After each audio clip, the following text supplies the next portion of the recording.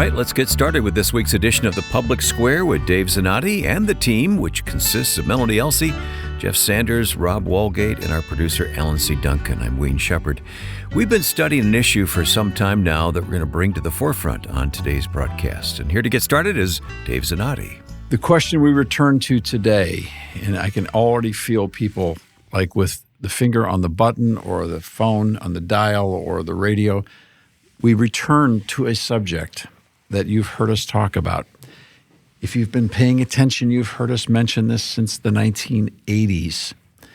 Now when we should be triumphantly parading around saying, finally the whole world is caught up to us, and we should probably be having a big moment of ego. We are chagrined by the fact that even though now, across the board, every media vestige in Western culture is somewhere documenting and acknowledging out loud we have a depopulation crisis. The resistance rises.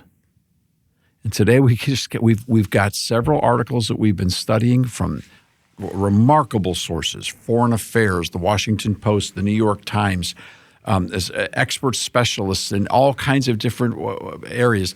Dr. Allen submitted a review that he had been examining from Women's Health Policy column from the Journal of Women's Health.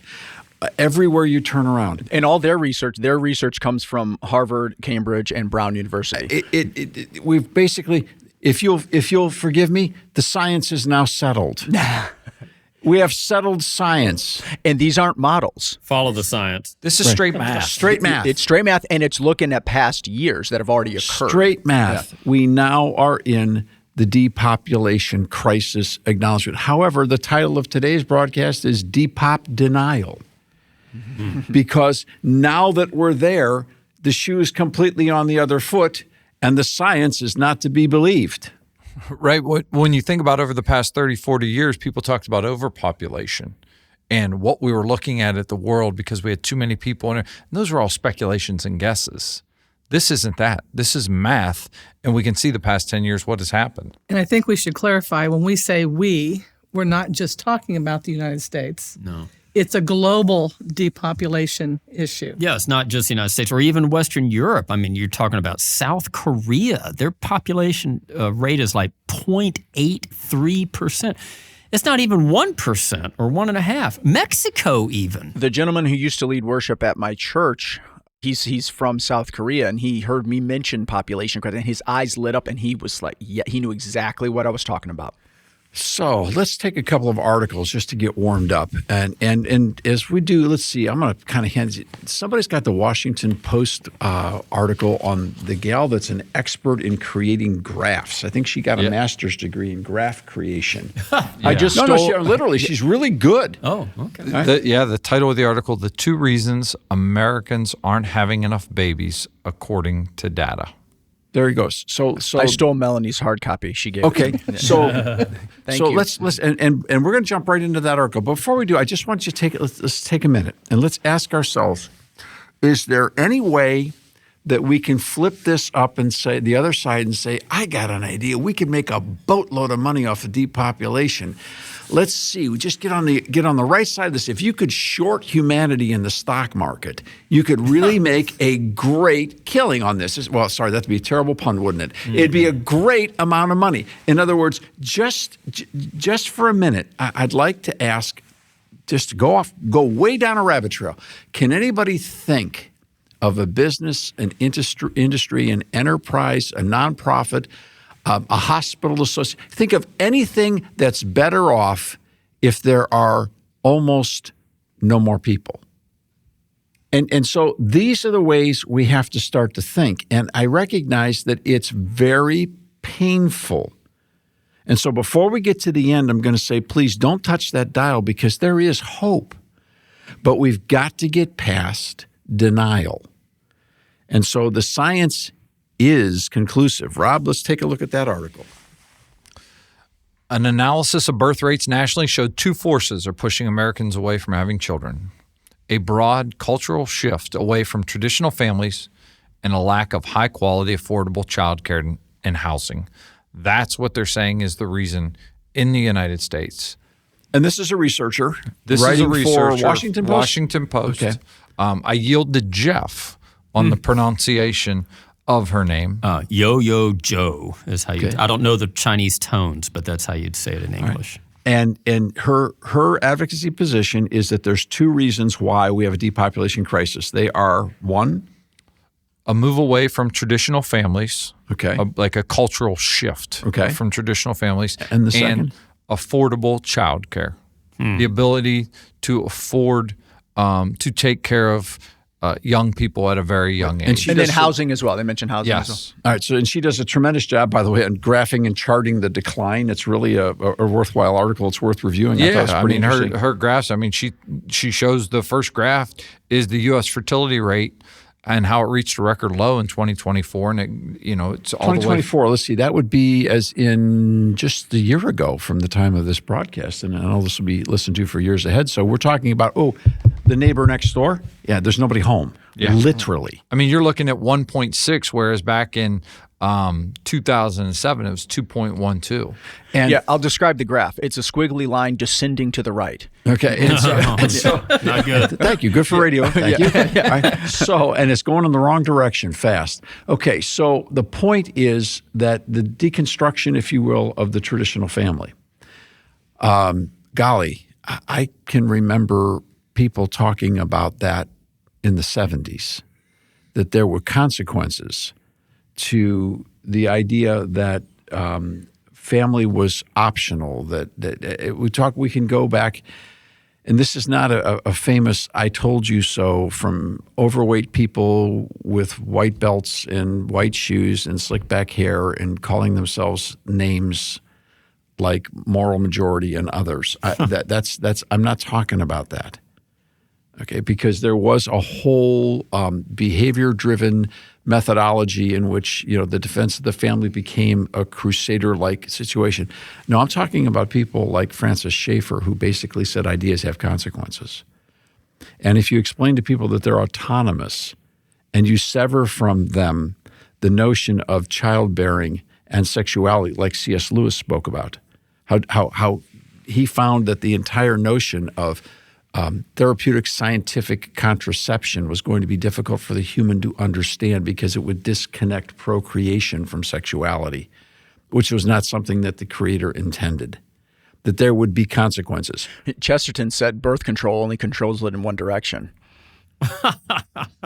And now we're in a position where the ramifications of all of those things, and then we can add several. We can go back to the 50s and Hugh Hefner's Sexual Revolution, in which he wrote an entire treatise, the Playboy philosophy, an entire philosophical treatise in which he took on St. Paul and Pauline doctrine in regards to human sexuality and identity and published it. Now many of the people that were involved with him in that have come out with their own documentaries, how their lives have been damaged forever. We can go to the philosophers of radical feminism and ask the question, how did those ideas have consequences? And we can simply go to the prevailing documentation of the philosophy of this era, which is that of autonomy, the godless equation. We're in this alone. We're in this for ourselves. Now, what doesn't fit in that is Darwinism. Because Darwinism and neo-Darwinism still contends for the survival of the species. And for the species to survive, there has to be procreation. And there has to be competition within the procreation, so you need more. And so what you have is less and less and less and less and less. Could you say also that a prevailing philosophy of our age is hedonism? Sure. Because that takes us right back to Hefner and his doctrine. It is a love and satisfaction with affluence. I've heard it from many young couples. And pleasure. Yeah, many young couples who could be having children, and they'd laugh and say, we've got dogs. We don't have children, we have dogs. Both spouses work. They have a very nice home. They have told me that they don't want children. So there are a whole host. We could go on. There's probably a dozen more we could cover. There's a whole host of mitigating forces against the concept of family creation and family sustaining and procreation. And the Washington Post writer is saying that's part of it. All right. Now, I mean, if the left has got some reason that they want to introduce the idea of why the destruction of the human family is completely disconnected to procreation and the survival of the species, I'm happy to hear it. But so far, no one else on all these documents, we have a table filled with documents, can come up with that. So there we are. So I think we're all saying, yeah, fewer families, not good. Fewer families, bad idea. All right. The second one is government policy. Yeah, affordable housing, childcare. Okay. So I'm not going to bury the lead on this one, which, by the way, we have to talk about because I understand that lead can be said two ways. Bury the lead can be LEDE or LEAD. So yes, I found that out. Lack of high quality, affordable childcare and housing. Those are the second. Government policy. Can government policy. Here's my thought. We'll get back to it in 1 second. If you wanted to add one of the reasons why the family's falling apart in America, put the government right there. Because the tax burden upon the American family requires 2 to 3 incomes, not one. And if you have people working shifts 24 hours a day to survive, to do what? Take a look at one of the incomes, and almost always one of the incomes pays the tax bill. We'll let that sink in for just a few moments while we take a break on the Public Square. This program is listener-supported, truly listener-supported. We wouldn't be here without your help, so contact us online at thepublicsquare.com and aproundtable.org. We're going to pick it up again in just a moment on the Public Square.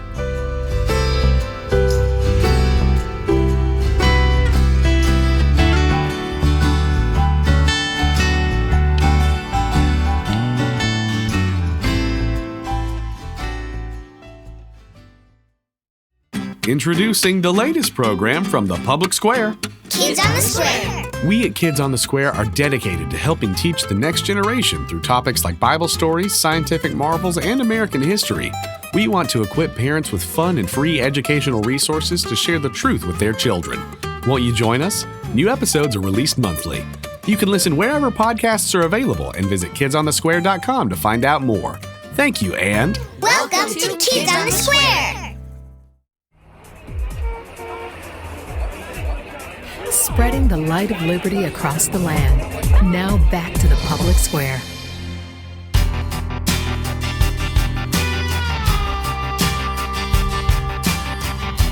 We've set up the topic for discussion today in the Public Square, so let's get right back after it now with Dave and the team. Okay, I can't stop.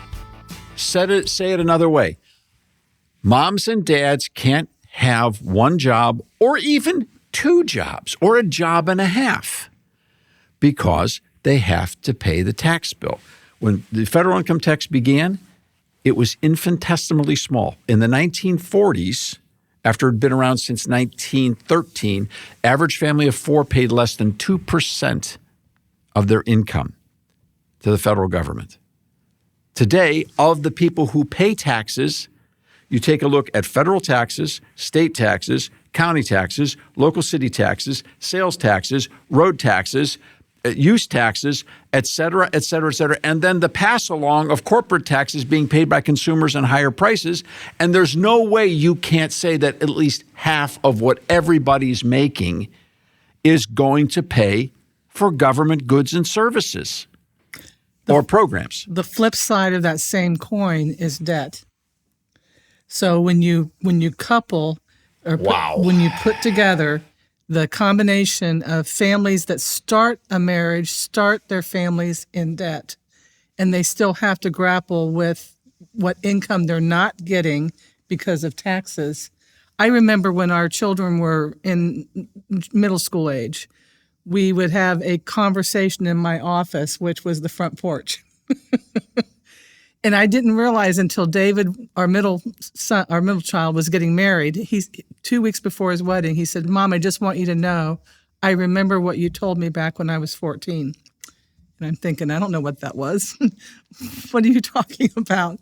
He said, "You told me that there would come a day when I would want to get married, and we would want to have my wife have the option to stay home. But to do that, we would have to not be in debt. So I just want you to know I've paid off my truck. I've paid off Hannah's car." This was his bride-to-be. And so we are starting off at least with that piece of the plan for our family, we're in good shape. Families are grappling with an incredible amount of debt. To me, debt is like a ball and chain.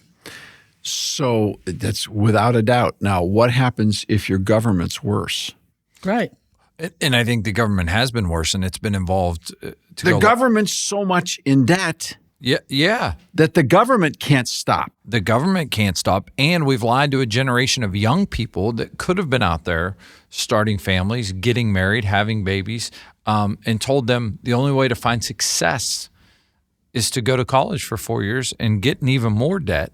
And you may leave with a piece of paper that's not worth what it's written on. So the premise that government policy, and this, by the way, is right now, this is, say this, let's see if I can say this in a way that doesn't sound like talk radio guy. We just had Michael Del Giorno as a guest a while ago. We were talking about his character, talk radio guy. It would be really helpful if all the people who are coming to an understanding that the population crisis is real could relatively quickly get over the mathematics of the idea that the federal government is the place where this is going to get fixed with child care, housing plans, et cetera, et cetera. Our government is so much in debt right now, and it adds that debt to the tax burden of the families that can't afford to not have 3 jobs, which means they can't be together, they can't have children. In other words, that's a direct inverse. It would be like saying the ice caps are melting, let's light them up, okay? It's just the bad idea. Government at the federal level cannot fix this problem. Government, to quote President Reagan, is a big part of the problem. So now we go back to the first premise. What do you do if you've got no people? All right, Melanie, let's go to another article. We've got foreign affairs here. The Age of Depopulation, Surviving the World Gone Gray. Well, it's interesting. Nicholas Eberstadt, who wrote this article, is the chair in political economy at the American Enterprise Institute. He starts out the article entitled The Age of Depopulation, stating this, quote, "Although few yet see it coming, humans are about to enter a new era of history. Call it the Age of Depopulation. For the first time since the Black Death in the 1300s, the planetary population will decline. But whereas the last implosion was caused by a deadly disease borne by fleas, the coming one will be entirely due to choices made by people." Whoa. All right, that requires a moment of radio silence. By choices made by people. I think young people, at least I have family members who are choosing not to have children, who are, I think, afraid of having children. You know, the culture that we're in, the freedoms that they'll lose to do things. It comes down to a mixed bag of I am just not wanting children. All right, I got to ask this question. Is the left sandbagging this whole thing here in this regard? The fact is that there are ideologues in the leftist realm of intelligentsia that despise the traditional morality of Western culture. They despise the traditional family. They have deep hurts and deep questions and deep reasons, and they despise the Judeo-Christian ethic upon which that whole concept resides. And to be anti-family is, for them, an expression of liberation, an expression of they just don't like it. Well, we recently did a program where we talked about the documentary. Who's got the name of the documentary? What was the name of the documentary again? Liberating a Continent. Thank you. Liberating a Continent. You should watch the documentary. But to me, I just keep going back to looking at the Marxist, Leninist, socialist playbook that they used, and it was trying to separate the nuclear family intentionally. And so I'm just seeing that again here. I don't know if it's being intentionally done, but the effect is the same. We're going to denigrate the nuclear family. Is it possible we're dealing with an anti-human? A spiritual battle. situation where in the heavenly realms. There's something about the acceleration of leftist thought that turns it into hating humanity. Yeah, I've actually heard it, because we are the problem with the environment. So because we're overheating the planet and so forth, and we're polluters and all this sort of stuff. Therefore, we need to go. All right. So there's the second side of that, and Lewis would bring this forward, and I hope I'm not confusing Living Daylights a lot of people, but if you've read That Hideous Strength, Lewis proffers this idea that the idea of the radical godless equation ultimately makes man the machine. And so man has to be manipulated and controlled as the machine. And so there's this idea that a group of powerful people can control everybody, and it's easier to control if you just have less people. In other words, people are fungible. We just get rid of them. Just they're expendable. Just it doesn't matter. The fewer you have, the easier it is. But the problem with that is we're now in a position where we don't need a totalitarian takeover to have less people. We don't need a war. We are already annihilating the planet. We don't need global warming to take over here. And then we're all going to drown at the seacoast. We're already gone if the math doesn't change. Disappearing. We're disappearing. It's so funny you say that, because I watched years ago, I forget who put it out. I don't know. It was one of these nature programs that they put out, and they did a hypothetical, whereas if every human wasn't on the planet anymore, what would happen to the planet? And they predicted a catastrophe. It would be a catastrophic and an uninhabitable place, and the earth would kind of like descend into chaos without humans on it. So they were self-admitting it, but yet these are the same kinds of people who say humans are a virus on the planet. It was just an amazingly bizarre thing, but now we're about to try that out almost. I think you see that anytime you see a parking lot that's vacant in a building, or any type of home structure where there's no human activity that takes place. Yeah. You never go back and say, boy, it's better off now that no one's been there. Mm-hmm. We were meant to tend the garden. Well, the Washington Post got back into this again with an article that was pretty much acknowledging that the Heritage Foundation had now joined the neonatalist group. Let's see, the group behind Project 2025 wants a Manhattan Project for more babies. The writer is Jacob, you could say Bogage, Jacob Bogage. Bogage. Bogage, okay. So the group behind Project 2025 wants a Manhattan Project for more babies. The group behind Project 2025 has a new idea: give straight married couples money to have more babies. They're calling this their Manhattan Project to save the American family. It's true, birth rates and marriage rates are generally declining, and the Heritage Project, conservative think tank a stone's throw from the U.S. Capitol, sees this as the greatest existential threat to the United States. And parts of the Republican Party see it that way as well. Vice President J.D. Vance has talked about what we call pronatalism. House Speaker Mike Johnson has as well. Elon Musk, a noted pronatalist. Here's what this project proposes. Government-funded savings accounts specifically for straight married couples that are taxable after the age of 30 because they want people to get married young and have children young. They want to score all federal policies and regulations if they benefit or hurt family creation. And the ones that score poorly, they want to overhaul or get rid of. Project 2025 was the conservative playbook for Donald Trump's second presidency, and he is implementing it. Tariffs, immigration policy, parts of his foreign policy, parts of his economic policy, seizing control of federal agencies. These are all things that Project 2025 encouraged and gave the Heritage Foundation a lot of sway within the White House. This is their newest idea, and we'll see if the White House pays attention to it. So suddenly, Heritage Foundation has become pronatalist and is about to get a tail kicking from the Washington Post writer, and we'll come back and talk about that. Yes, we will, so don't go anywhere. This program is online at thepublicsquare.com and also on YouTube. Have you found us there? Just search for The Public Square. All right, let's take our break and come back and get into this article in the Washington Post.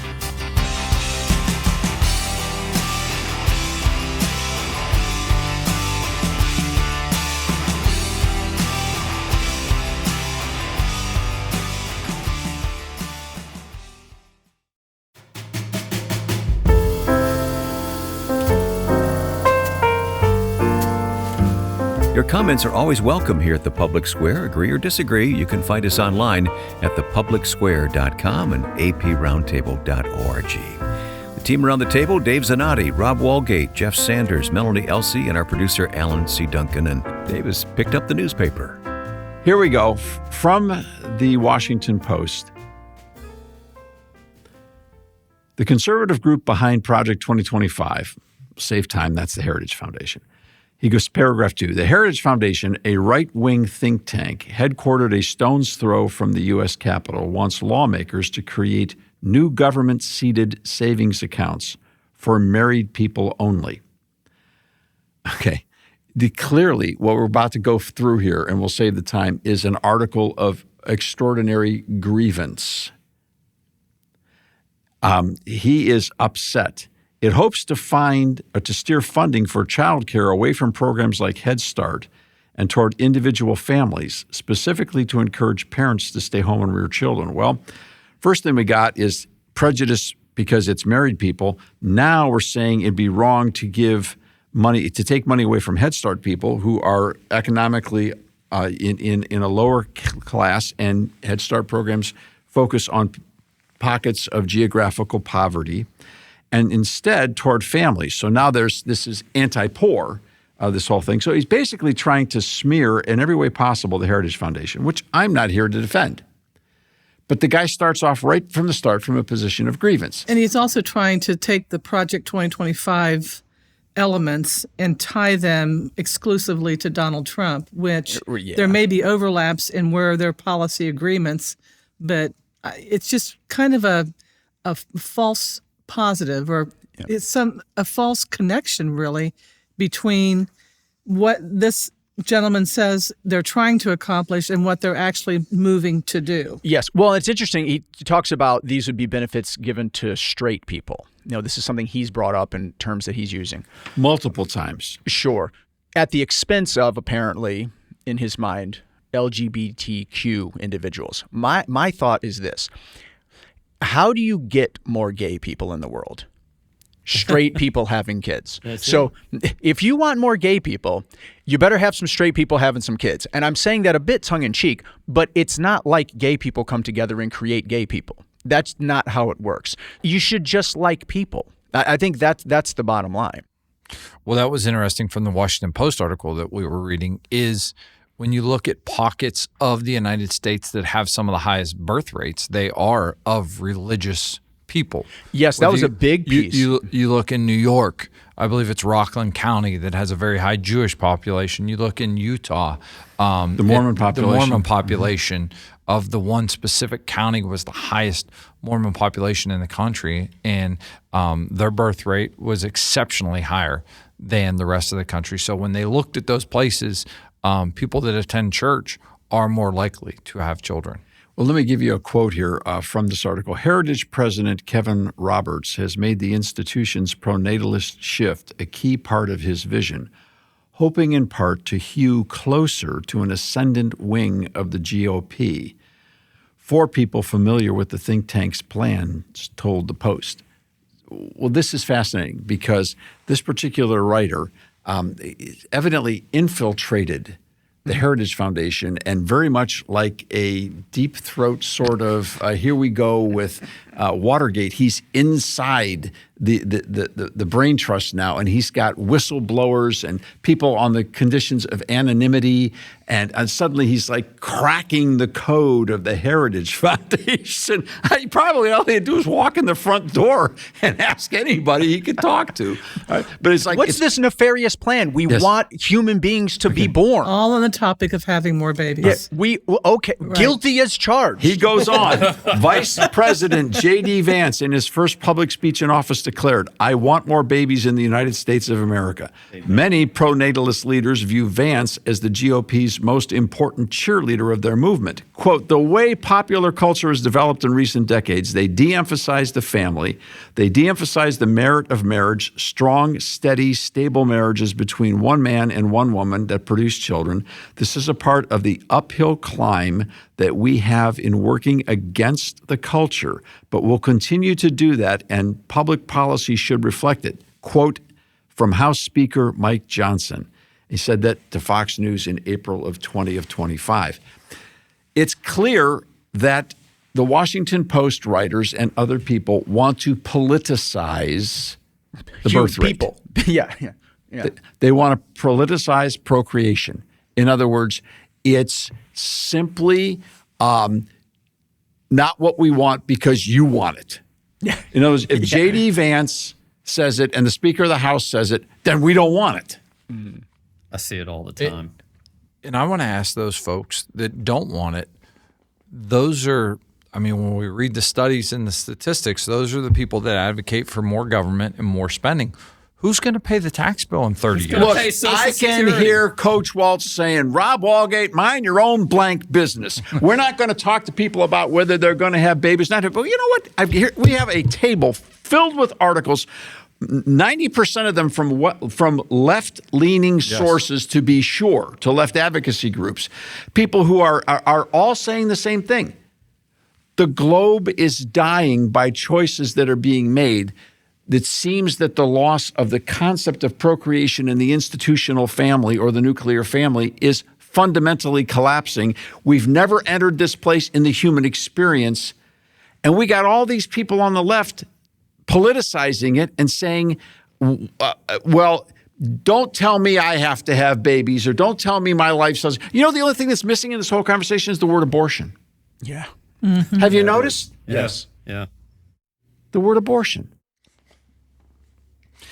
It's missing, but when we also look at the birth rate, I mean, think about the China model, where a rocket scientist was needed to help them discover the fact. That's you're not joking. The rocket scientists built their model of how they would have the one-child policy, and then went oops. Yeah, oops, got the math wrong. Yeah, after a generation, they got the math wrong, and everybody said, you know what, you're right. We're not having babies anymore. And read all the articles out there that we've all read in regards to China limiting international adoptions.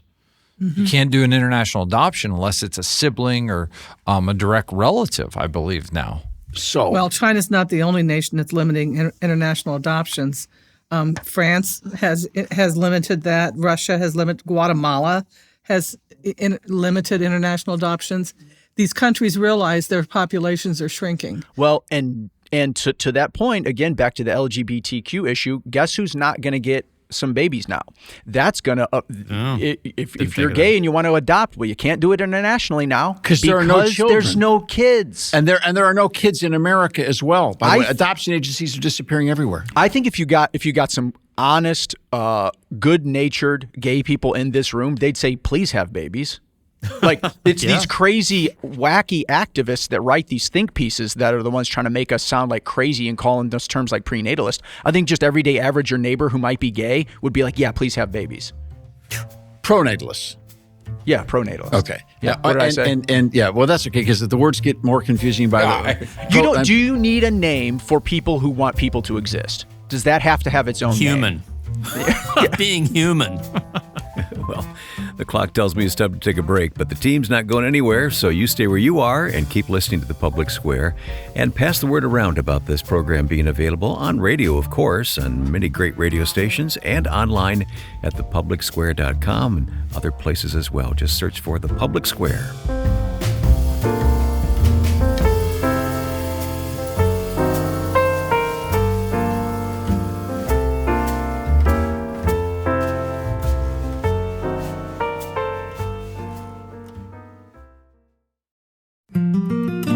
Let's see, there's our tithe, food and clothing budget, taxes, all the insurance, and the car payments. Where's the line in your budget that helps pay the bill for fixing what's wrong in America? Log on today at aproundtable.org and join the growing team that's giving every month to get America back on track. Make your monthly contribution to aproundtable.org.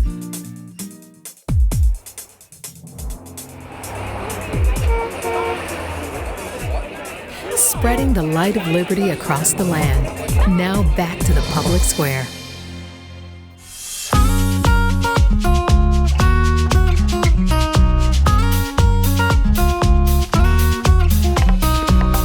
The program is called The Public Square, and we're here each week at this time. And on many radio stations, we're here every day. So you'll learn more about us at thepublicsquare.com. Okay, back to our conversation now with the team, and Melanie has her hand in the air. Alan, I'm not trying to cause waves or anything, but just for the record, I have a problem with gays adopting kids. The adoption of children in the gay community does not provide a child with a father and a mother, with both of those God-given roles within the home. Right on. So I want to make sure that we're careful about how we describe what is available and what is good for increasing our population base. Yeah, a child growing up with a mother and a father is the way that God has designed and intended it. When I bring up the LGBTQ issue, what I'm trying to point out is there's an internal inconsistency within their own logic and thinking. Not them specifically, but these activists who are writing these pieces, or a lot of these pieces. I think that if they think it through, even based on their own desires, they're not going to get where they want to be. And it's really problematic because so much of this conversation is like the disconnect we just are talking about right here. We are not, let's just take all of this away for a second. No, we're not asking anyone to change their morality no matter what it is. And if they have none, we're not asking them to add it. We're just asking the question, can you think through what life's going to look like 25 years from now when there are half as many people here as there are right now on this globe? Or maybe extend it out 50 years. But you can't get past 50 years on the math, on the numbers. And the reality that when you're in a declining situation, somebody say, well, that's fine. Jesus is coming back and that's the end of it. We basically extinguished ourselves. Christ comes back. There's no more souls to save either. So let's move on to eternity. You know what? I look, theologically, I get it. Yeah, but you just don't know when he's coming back. And he told you wouldn't know. Yes, but the point is that we're doing this to ourselves because ideas have consequences, whether they're coming from Christian people or non-Christian people, whether they're coming from heterosexual people or homosexual people. And by the way, I shouldn't even use those terms. I'm incorrect. Let me edit myself. Whether they come from people who advocate heterosexuality or people who advocate homosexuality, because people are not defined based on their sexuality. They're defined based on their personhood, and their personhood is bigger than their gender and their practice of sexuality. People are people, no matter how small. They're made in God's image, all of them. And this is fixable. And here's the thing that I keep looking at is on these charts from the Washington Post article. Is it fixable? It is fixable. In 2007, it was 2.12. It's 1.6 17 years later. In 17 years, that's half a percentage point. That's amazing to me. Well, and that just to dovetail back over to China, they have stopped the one-child mandate, but the families are saying, no thanks, I don't want to have many kids.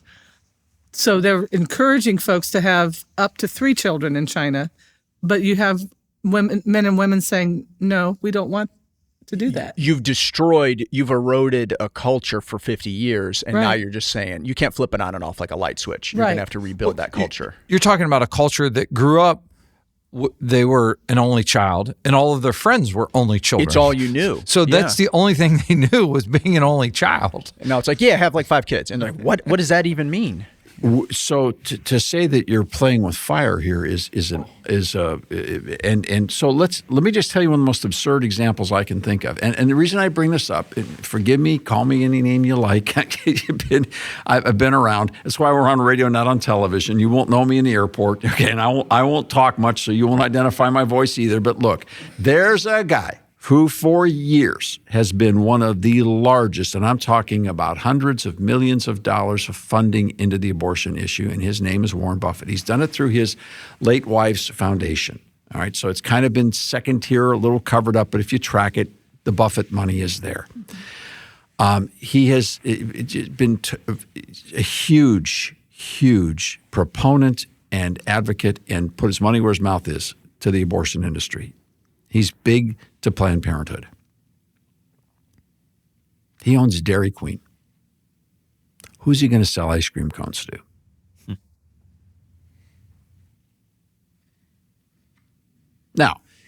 if you own shares of stock in any company that has a reliance upon general consumer spending, good luck with that. Oh, by the way, all those top 100 companies in America, starting with Walmart and Target and work your way right down, let's cut their volume in half.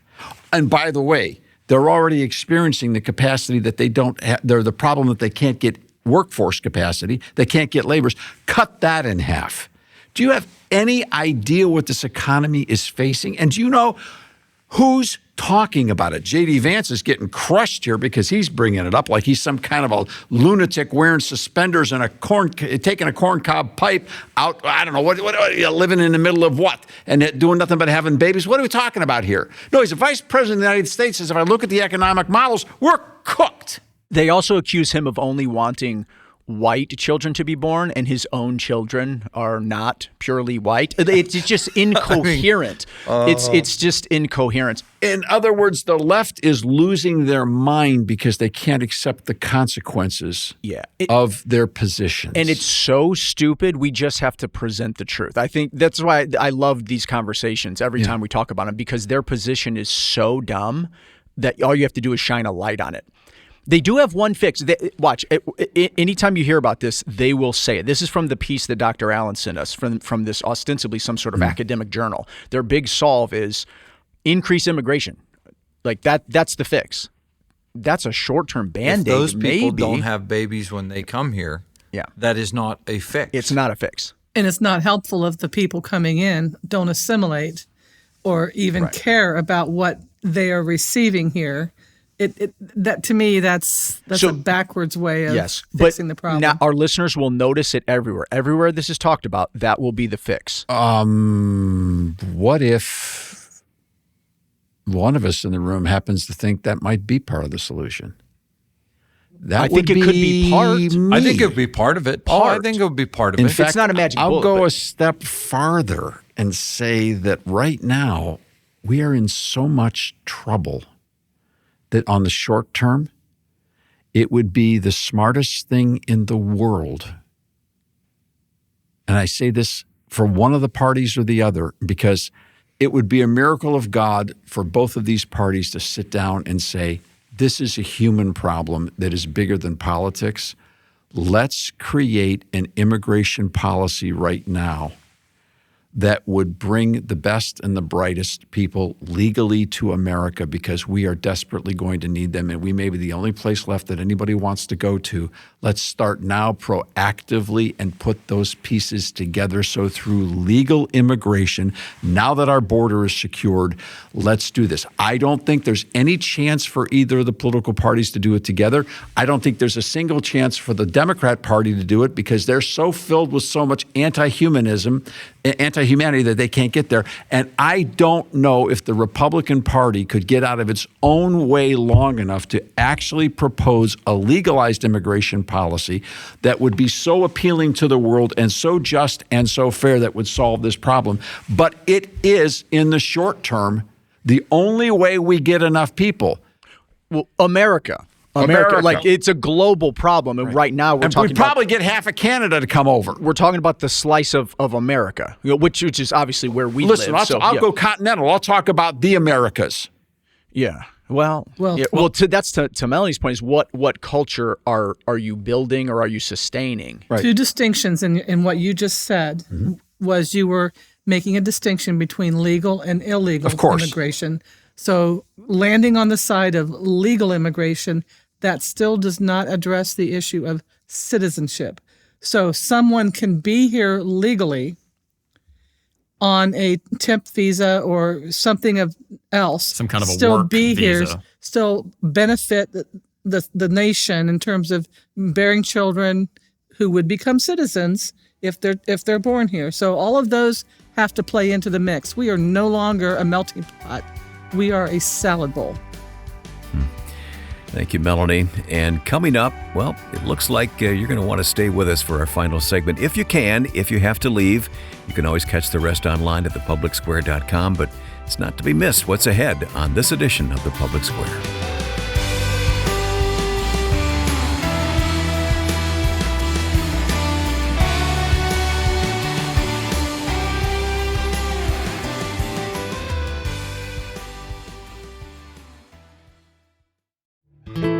We've gone deep here in the public square today. That's what we often do. And again, you're always welcome to contact us with your thoughts at thepublicsquare.com. Okay, we have a few more minutes to go.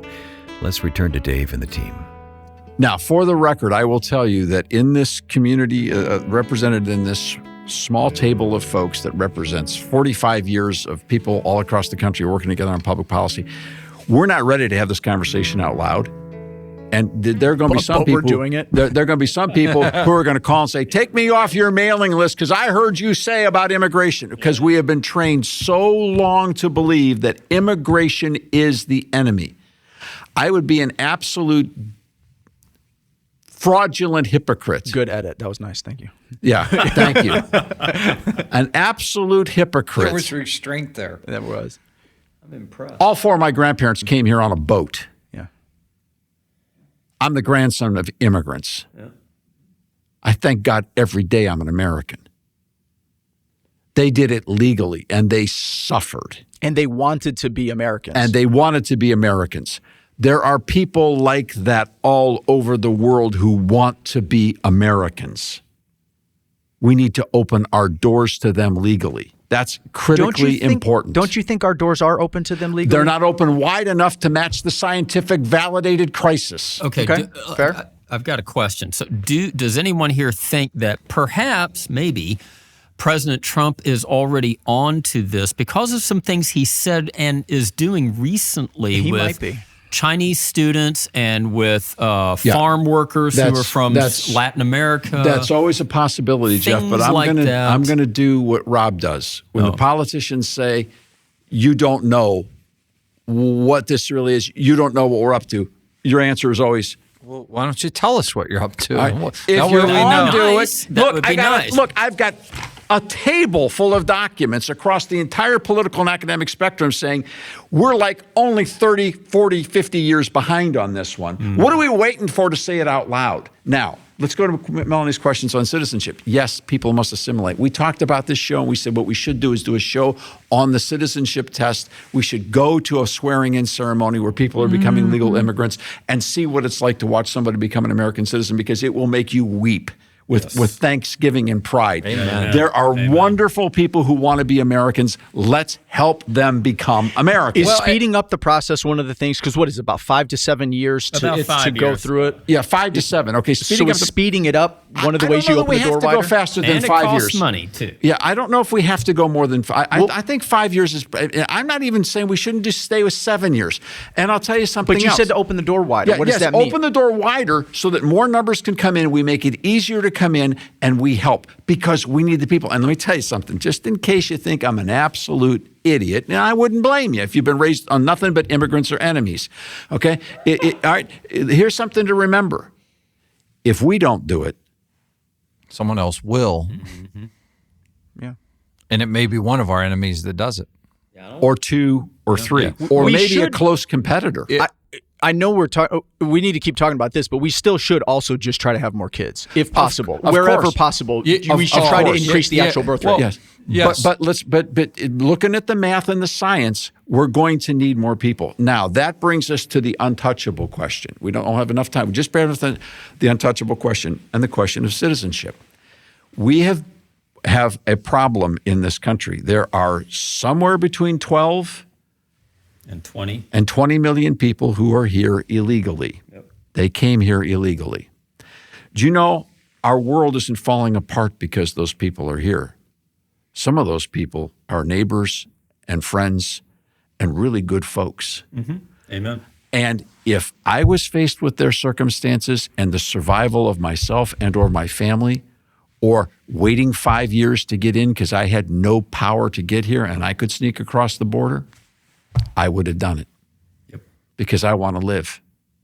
I want to live free. I would try. Would I be wrong? Of course I'd be wrong. Would I be guilty of my whole life? Of course I'd be guilty. Would I be in the shadows? Yes. They did it. They did it. Now what do you do? Now what do you do? And they're here. You know what you do? You give them away to become a legal citizen. I think that in addition to that, they still must pay some kind of penalty. That's part of the way. For breaking the You law, and there create should be all a kinds pathway. of now, parameters. At that stage in the game, but I think Melanie's packing up her papers and she's leaving. Okay, there's going to be a lot of people that say, "I'm out of here," but our politics should never be bigger than our understanding of the Holy Scriptures, and our commitment should never be bigger. What I like in terms of a policy, not politics, is the strategy of allowing people to self-deport with a promise to be able to come back in through the legal way. Identify themselves. Which Number is one, happening if right you, now. Right. If you did it, admit it. yes, Right. it's Number one. happening Because now. when you come, it's not a misdemeanor when you cross the border illegally. It's a felony. Yes, correct. That's So right. they start their existence in our country with a record of committing a felony. Can't do it. So you leave with the capacity to come back. Guaranteed. That way we have the capacity as a nation that needs to protect our borders to vet those people coming back in to make sure there are no criminal Right. records and there's not the criminal element that's been so destructive to families and communities. And lest anybody think that all of a sudden we became woke or a bunch of libs or something, Melanie and Dave and Rob and I and Alan, we've all been saying these exact things for about 15 years now. Yeah. We're completely consistent on this. You got to let people. They have to leave. They have to come back. Especially the people who are violent criminals. Oh, no, They're not no, coming no, back. they're not coming They're back. gone. We're not talking about them. Period. Now, and those people will probably stay in the shadows. So you have to have a time frame on this. So here's the deal. It's leave and return, and you have 1 year to do it. And if you're still here after that deadline, you're never coming back because we're going to find you, and you have no excuse. Well, and now what if somebody is leaving a place like a war-torn, very violent place, and they feared for their life? I mean, that would be. I'm not saying you got to go back to that country. You just got to get out of ours. I don't care if you have to go 50 feet over the border and reapply. I don't care if we start building hotels that'll give you a chance to sit there for 3 days. It's got to be a process Trump that's should fair and like fast. that. But they can. They have those refugee folks, status. Right. Jamaica's nice. Who you're describing, Alan, they have the capacity to apply for asylum Yes. now. Right. So they can get adjudicated for that circumstances through the immigration courts. So we need to let those the courts people take a long get time, back too. I think and a lot get of it's the started time. again. Now, another thing is when they come back in, all right, they're going to have to be on a probationary period just like everybody else. And because they broke the law in the first place, they don't get to the front of the line. Yeah. They've got to go to the back of the line, which means if it takes you 7 years legally to come in and be able to vote, it's going to take you longer if you came in illegally. And the other thing, if we let you back in here probation, all right, and you have a path to citizenship, if you commit any crime other than a misdemeanor, you're gone. You're gone. Don't pay your taxes, you're gone. This highlights You've got to earn your right to be here. this highlights what happens when you pick and choose which laws you're going to enforce. And that's exactly what happened with the border. That's why we're in this mess, because people chose to turn a blind eye, and there are people all over the world saying, wait a minute, why am I going to do it the right way when it takes 5 to 7 years when I can do it the wrong way and it takes 3 months? All right, so It wasn't even a blind eye. It was an encouragement Right. to come. and there are more things like you got to learn English. We're not going to be a bilingual country. You got to be able to practice your citizenship in English, period. Every culture has a singular language. It just doesn't work. Go back and study 2,000 years of history, 4,000, 6,000 years. You're in the same boat. Okay. Now, if you're thinking that you're done listening to this broadcast ever again because I said what I said, I apologize. I'm sorry. I apologize. If you've got a better solution, could you send it to us immediately and we will put it on the air? Now, we didn't cover all the possibilities. There's 6 or 7 more things that got to be done. If you have a better solution, tell us. If you can see from a biblical perspective where we're being idiots, could you tell us? I'm open. I'm open. But I know one thing. If we do nothing in 25 years, where's America going to be? Well, I know that's a sobering question to end the program on here today, but maybe that's just what we need to do some more thinking about this. So Thanks for listening to The Public Square. We're here because of your support, and we appreciate that. You'll find us at thepublicsquare.com and aproundtable.org. For the team, I'm Wayne Shepherd. Thanks for listening to The Public Square. The Public Square is a broadcast service of the American Policy Roundtable.